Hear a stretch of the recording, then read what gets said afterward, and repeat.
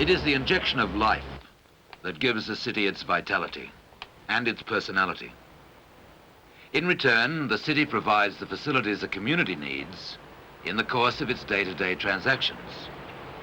But it is the people themselves who are a city's most precious commodity. As our population grows, so too must the city and its services, particularly its transport services. If Melbourne is to develop a mobility to accommodate the changing patterns of progress, then it is essential that its transport system must expand to meet the needs of the people.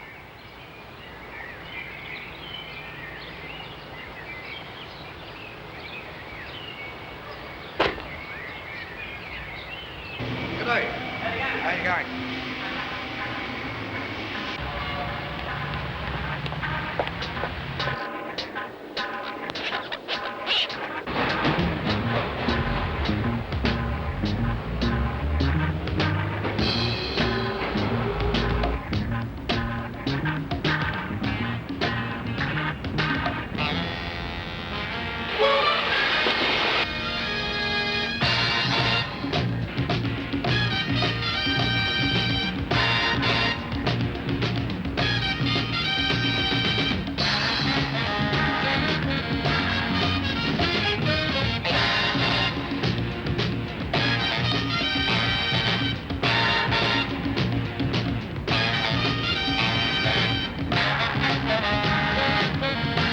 Each morning, a race starts, in which everyone is the loser.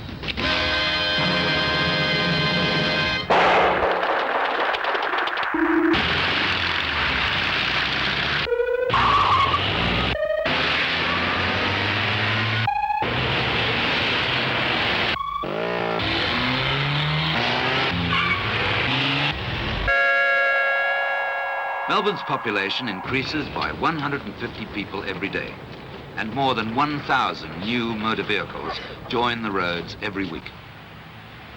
Experts estimate that by the 1980s, the peak hour demands placed on Melbourne's public and private transport will be so great that the present system just could not handle it.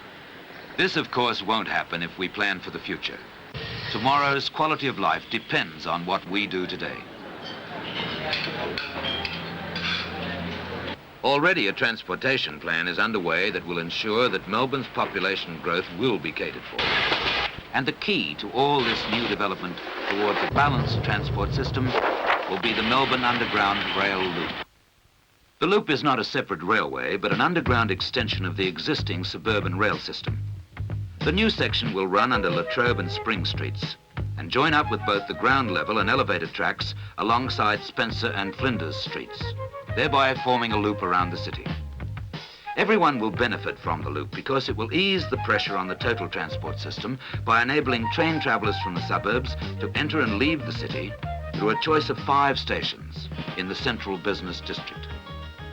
At the moment, nearly 90% of city rail commuters use the Flinders Street Princess Bridge terminal.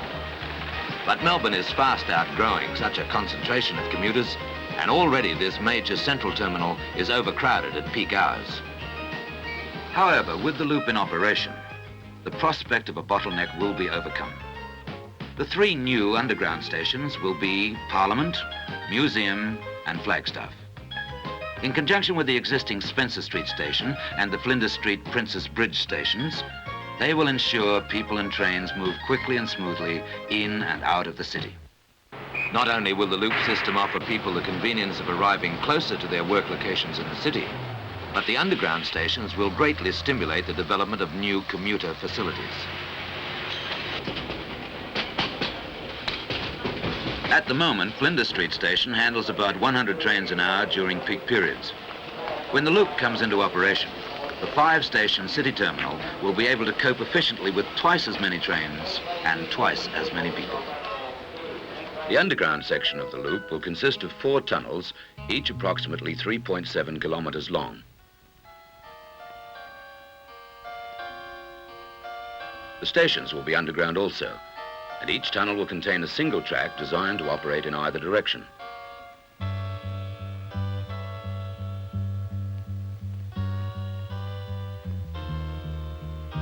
In places, they will be as deep as 38 meters.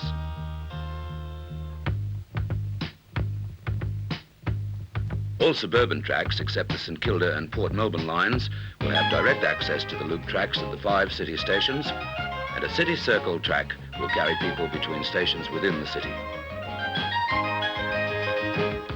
The first excavation for the loop began in June 1971. Tunnel construction is well advanced in the rail yards between Richmond and Flinders Street stations. Pilot tunnels have been driven beneath city streets, and exploratory shafts sunk to test ground behaviour. By increasing the capacity of the City Rail Terminal, the loop will enable the whole of the suburban rail system to continue to be improved.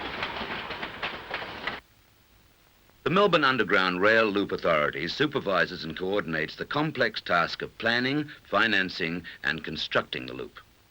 Current and advanced plans are discussed at regular meetings of board members and senior officers. These buildings will make way for Flagstaff Station on the corner of William and Latrobe Streets. Entrances will be immediately opposite the Flagstaff Gardens and the historic Royal Mint. After demolition of these 2 acres of property directly opposite the National Museum, work began on Museum Station. The surface area will be eventually integrated into the new forward planning for this part of the city.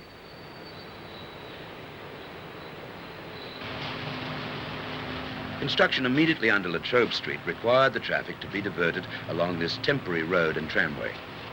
Drilling and the installation of heavy steel piles will permit the excavation of 100,000 cubic meters of rock and sandy clay.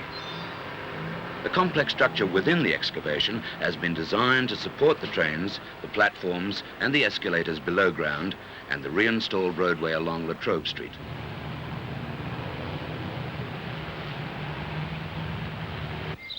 Parliament Station will be the deepest in the system, with the lower platforms some 38 metres below ground level. Current plans provide for booking halls just below Spring Street on either side of Burke Street, and easy access for all passengers, whether they be travelling north, south, east or west. At high noon, workmen descend into the new sewerage diversion tunnel in Flinders Street. At midnight, this railway bridge was moved some 6 metres south to make provision for trains from Jollyman to enter the loop.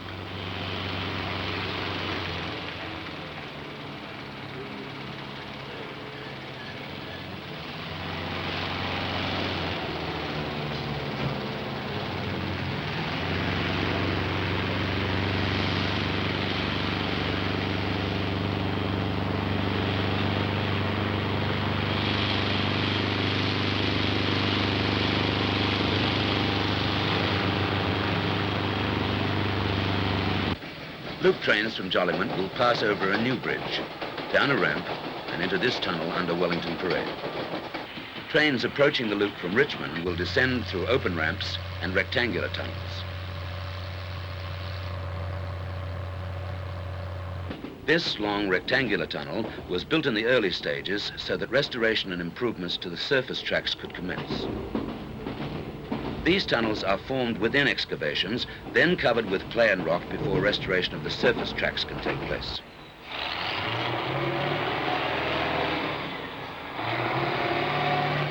This cut and cover method does not apply to the deeper circular tunnels where mining and boring techniques are used. Trains from these 3 tunnels will emerge at Spencer Street before completing the loop around the city and then back into the suburban system or to stabling sidings at off-peak times. All suburban trains passing through North Melbourne Station will have access to the loop. The standard gauge flyover bridge has been extended and work has commenced on the entrance ramp to the 4th tunnel. The design and construction of modern new trains, the introduction of new express tracks and services, the extension of automatic signalling, higher speed limits and new stations are all part of the overall expansion program. Train buffs may shed a nostalgic tear for the passing of the old-style signal boxes with their cumbersome but characteristic switching levers, but for the day-to-day traveller, the new electronic control centres of the suburban railway system represent an essential step forward in the development of a highly efficient commuter service geared to provide greater comfort and real savings in travel time.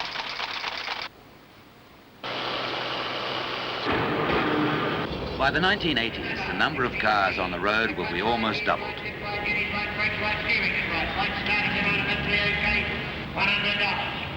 Parking in the city, already an irritating obligation for many drivers, will become time-consuming and totally frustrating.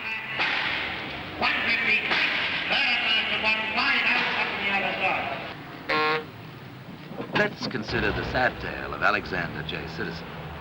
Basically, Alexander is a most likable fellow, but the bumper-to-bumper crawl of daily commuting has turned our mild-mannered manager into a snapping turtle.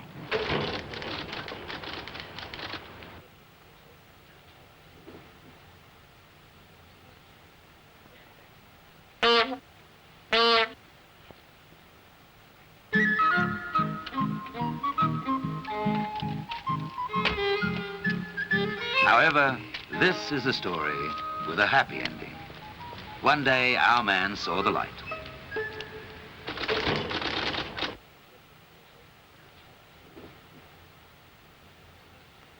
Good morning.